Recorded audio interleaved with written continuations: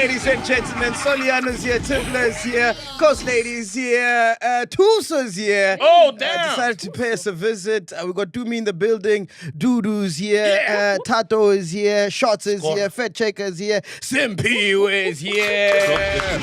All right, where do we start, man? So, General Mkhwanazi. Our legend, our hero, Yes, our he father. blames absent fathers for a surge in crime. Speaking to provincial stakeholders at the engagement session, Mkhwanazi highlighted how broken family structures can drive youth toward gangs and criminal activity. Without fathers, young men often seek role models in the wrong places, he said, pointing to KwaZulu-Natal's 4,278 murders over 9 months as evidence of the social vulnerabilities criminals exploit. He unveiled a 3-step crime prevention plan, urging stronger community partnerships and action on social factors underpinning crime. His remarks have drawn mixed reactions. Some praise his focus on family issues, while others argue systematic problems like poverty and unemployment are more influential. Your thoughts, Penduka? Yeah, I feel like all of those are correct.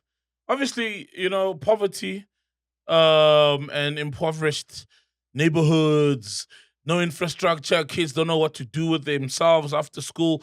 They're all factors, including absent fathers. And I was raised by my mom. But I think, I'm imagining now, because if, let's say I was in a hood that was full of gangsters, or if my next door neighbor was a gangster. In fact, in my hood, there was no gangster in my hood. A 2, a 4 slow, extension 2, there's no gangsters. But if there was a gangster, and that guy would maybe always entertain me, or send me to the shop, gives me money, and he drives the best car, and he's got the hottest girls, and I grow up seeing that, there's a high possibility I'd aspire to be like that and be like, why am I doing this thing when this guy is doing that thing? And also, I see how my kids look at me, bro. Dads are like a superhero to their kids. I've got a daughter, superhero.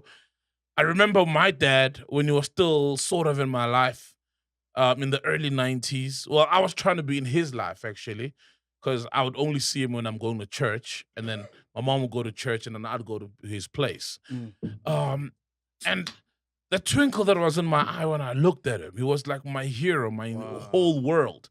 And it shatters you when you find out that, hey, Ganti, he doesn't want to support me in those things, right? So I feel like a dad starts off with a huge advantage and influence over a child. And a lot of people would tell you in their old age that they've never heard the words, I love you, or I'm proud of you from their dad.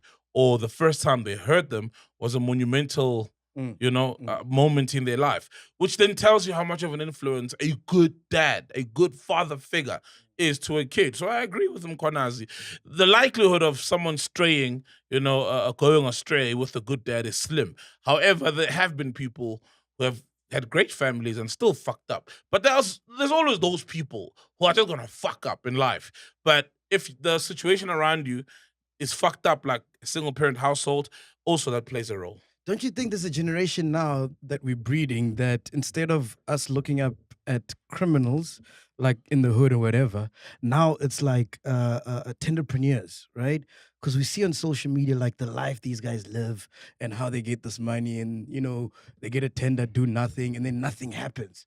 And you find like people that are well off also now dabbling into corruption because they can see like there's no recourse. Have you seen that, bro? I have. But also on the flip side, you're right. I mean, social media has made the world smaller. So I don't need to have a gangster as a neighbor to get inspired by them. But on the flip side of the coin, there's good influences that kids see on social media and aspire to be like that as well, who've got the money, but who are doing it the right way. Like that Galax boy guy, Vitos, whatever. What's his social media name? There's a lot of kids who look up to that guy. He's doing amazing, who get inspired. Yeah, but there's also guys like, remember that story, that guy who swindled money from, remember the one that I said, Naledi knows that guy. Oh, yeah. Oh, yeah, that guy from is it KPMG or is it KPMG. one of the auditing companies? Yeah. Please Google the guy from, Yes. Was it Moeme? Something.